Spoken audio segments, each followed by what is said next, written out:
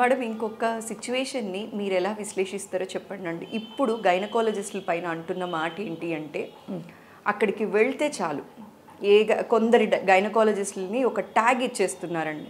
C session ఎక్కువ refer చేస్తున్నారు, normal delivery suggest చేయట్లేదు అన్న మాట అంటున్నారు. సో దీన్ని కొందరు ఎలా జస్టిఫై చేస్తున్నారు అంటే, ఇప్పుడు సి సెషన్ ఎక్కువ పడుతోంది, నార్మల్ డెలివరీస్ ఎక్కువ అవ్వట్లేదు అంటే అక్కడ డాక్టర్ ఫాల్ట్ కాదు, పేషెంట్ ఫాల్ట్. ముందులాగా వర్కౌట్స్ కానీ ఇలాంటివి చేయట్లేదు, స్ట్రెస్ లేక రెగ్యులర్గా వర్కౌట్స్ చేయకపోవడం వల్లనే సి సెషన్ పడుతోంది అనేది జస్టిఫికేషన్ ఇస్తున్నారు. యాజ్ ఏ గైనకాలజిస్ట్గా మీరు ఆ తరాన్ని చూశారు, ఈ తరాన్ని చూస్తున్నారు, కొన్ని డికేడ్స్ నుంచి కూడా మీరు ఇదే ఫీల్డ్లో ఉన్నారు కాబట్టి అప్పటి మదర్స్ని ఇప్పుడు డెలివరీస్ని చూస్తున్నప్పుడు మీరు దీన్ని ఎలా విశ్లేషిస్తారు? ఇది చాలా తరచుగా మమ్మల్ని అడిగే ప్రశ్న అండి. ఎందుకు సిజేరియన్ సెక్షన్ రేట్ ఎక్కువ అవుతున్నది? అండ్ ఇప్పుడు మనం చూస్తే కూడా స్టాటిస్టిక్స్ ప్రకారం తెలంగాణ రాష్ట్రంలో మొత్తం దేశవ్యాప్తంగా కూడా మనం చూస్తే తెలంగాణ రాష్ట్రంలో ఎక్కువ అవుతుంది. ఇవన్నీ ఎందుకు జరుగుతున్నది అని చెప్పేసి this is a question often asked అనమాట మమ్మల్ని. అది మనం చూస్తే డెఫినెట్లీ అండి 40 years బ్యాక్కి ఇప్పటికీ సిజేరియన్ సెక్షన్ రేట్ ఎక్కువ అయింది. ఎందుకు అయింది అంటే మొట్టమొదటి కారణం ఏంటంటే మనం హై రిస్క్ ప్రెగ్నెన్సీస్ ఎక్కువ చేస్తున్నాం. Okay. So and also high risk pregnancies ఎక్కువ అవుతున్నాయి. ఇంతకు ముందు ఇంత హైపర్ టెన్షన్ ఉన్న బేబీస్ ఉంటే మదర్కి మేము సాల్వేజ్ చేసేవాళ్ళం కాదు బేబీస్ని.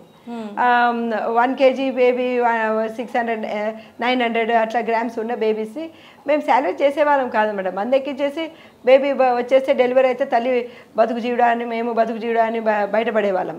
కానీ ఇప్పుడు అలా కాదు, ఎన్ఐసియులు చాలా బాగా వచ్చినాయన్నమాట.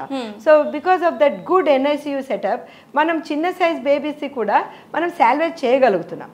సో హై రిస్క్ ప్రెగ్నెన్సీ ఉన్నప్పుడు సమ్ టైమ్స్ ఇన్ఫర్టిలిటీ ట్రీట్మెంట్ కూడా చాలా ఎక్కువైంది. If you look at the percentage of infertility, ఎందుకంటే పిల్లలు కొంచెం లేట్గా పెళ్లి చేసుకుంటున్నారు, లేట్గా పెళ్లి చేసుకున్న తర్వాత కూడా ఇంకా లేట్గా పిల్లలు కంటున్నారు. సో ఆ ఫస్ట్ చైల్డ్ అయిపోయినాక మళ్ళీ సెకండ్ చైల్డ్ కూడా పోవటం లేదు. సో దీస్ డెమోగ్రఫిక్ చేంజెస్ అంటారనమాట. ఈ డెమోగ్రఫిక్ చేంజెస్ చాలా ఎక్కువ అయినాయి. దీనివల్ల ఏమవుతుందంటే ఈ ప్రతి ప్రెగ్నెన్సీ ఒక ప్రెషస్ ప్రెగ్నెన్సీ అవుతుంది. దానికి ముందు ఏంటంటే what is the environmental changes that are taking place. First of all pollution అనేది చాలా ఎక్కువైపోయినాయి అన్నమాట.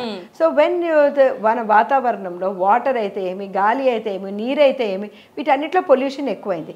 ప్లస్ ఇంకోటి ఏంటంటే మైక్రో ప్లాస్టిక్స్ అనేది, నానో పార్టికల్స్ అనేది ఎక్కువైపోతుంది. సో వాట్ ఈస్ హ్యాపెనింగ్, ఇంతకుముందు మేము ఇంత నీరు తగ్గిపోవడం అనేది ఎక్కువ చూడలేదు, ఈ ప్లాసెంటల్ ఇన్సఫిషియన్సీస్ చూడలేదు.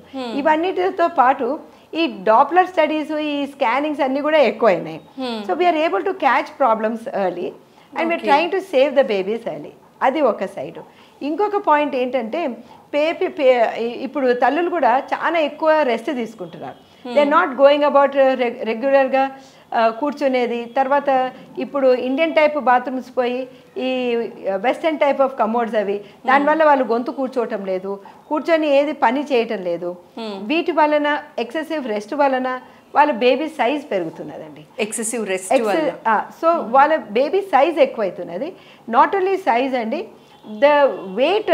ఇప్పుడు ఒక అమ్మాయి ప్రెగ్నెన్సీకి ఉపక్రమించినప్పుడు వాళ్ళ వెయిటే 80 kgs ఉంటుంది స్టార్టింగే. So that also is more. Polycystic ovaries ఎక్కువ. సో ఏమవుతుందంటే when they start with more weight, more than 65 also, వాళ్ళకి జెస్టేషనల్ డయాబెటీస్ ఎక్కువైతుంది.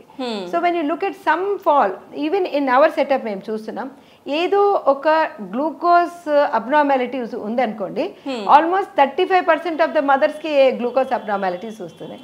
సో గ్లూకోజ్ అబ్నార్మాలిటీ ఉన్నప్పుడు బేబీస్ మరీ పెద్దగా తయారవుతారు. సో ఇది ఒక సైడు, అది ఒక సైడు. ప్లస్ అది హై రిస్క్ ప్రెగ్నెన్సీ అవుతుంది. సో ఇవన్నీ ఒకటి.